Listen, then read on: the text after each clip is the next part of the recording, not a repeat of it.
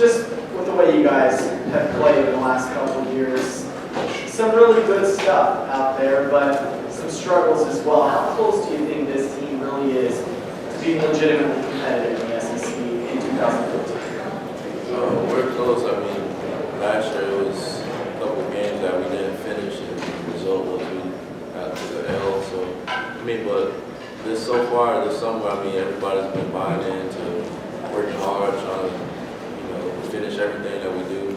So it'll pay off this season.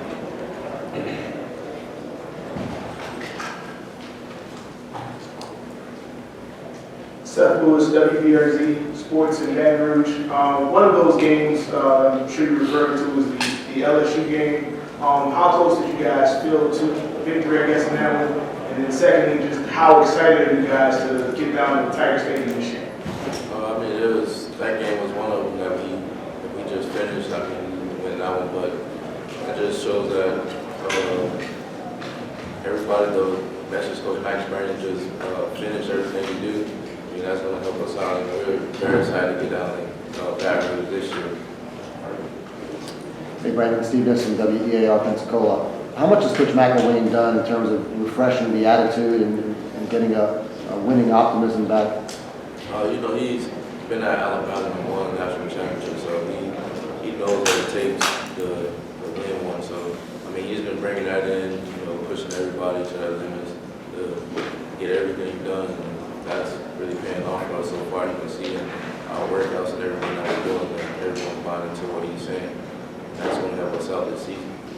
Is there a certain method he's doing? Is he being really strict on you guys, or how is he kind of getting his message across? I mean, Coach Mack, he's a really cool coach. I mean, he's like every coach, but I mean, he's really not trying to just push anybody around. I mean, he's just in himself and just really just talking to everybody.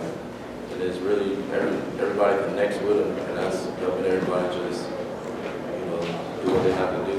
Help us out.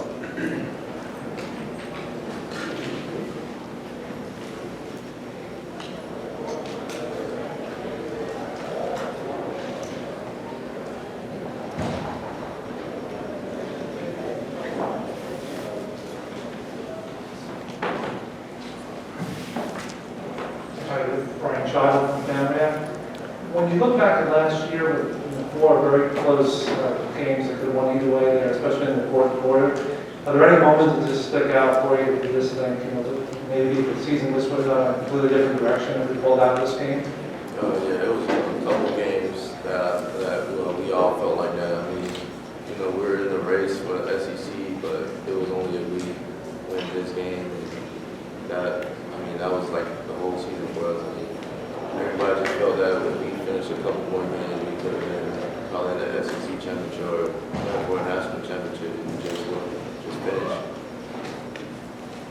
Hey Brandon, Cassidy Hill, Gator Country. Your touches for rushing versus receiving last year were pretty split down the middle, but had better receiving numbers. Did that conversation come up at all this offseason with Coach Mack about maybe playing one position over the other or splitting it again? Yeah, Coach Mack, his first meeting with me when he first got here was he wanted me to move me to receiver because that would benefit the team well. That was okay with me because really that's basically all I really did last year. And then, I've talked with Coach Nuts and everything about the offense and what we're going to do more so far in the season. So, I'm really excited about what my role is in the offense for this year.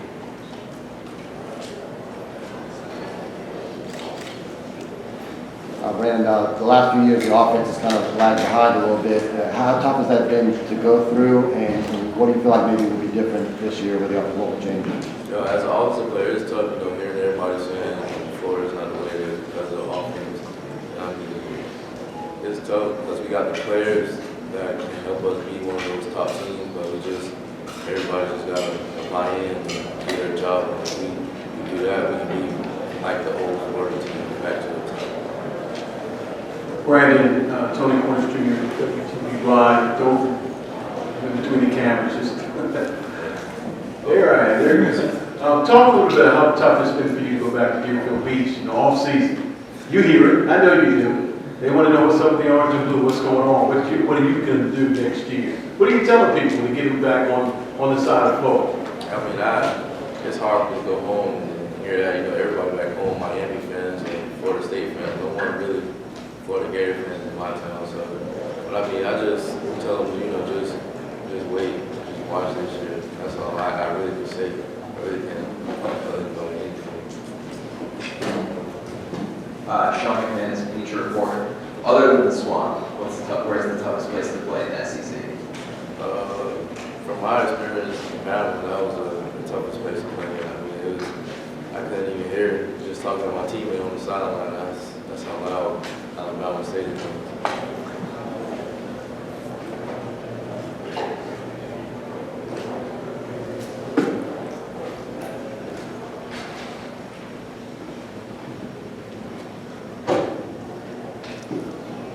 Hey, Sean Ducey, WNTV in Baton Rouge. What priority have you guys kind of taking back the Swamp and making it the atmosphere, the feared atmosphere that it is when you guys are playing to your highest level? Our main goal is really just do what's right.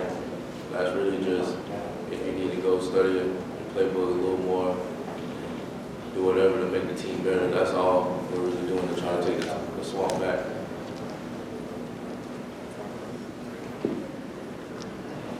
Couple of road games that y'all have this year, at LSU, at Missouri. Those are both games back-to-back were heartbreaking, but in much different ways this past season. Do you keep that in mind and use that as a little bit of a motivation, especially going into their house this time?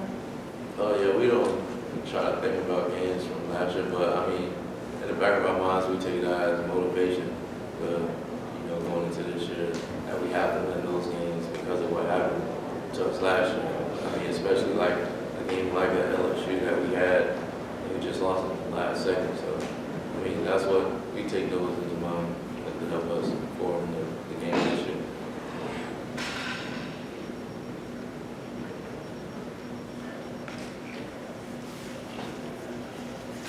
Brandon, you got a quarterback battle going on with two young guys. And what has impressed you about each of those guys, and how confident is the team in the quarterback situation?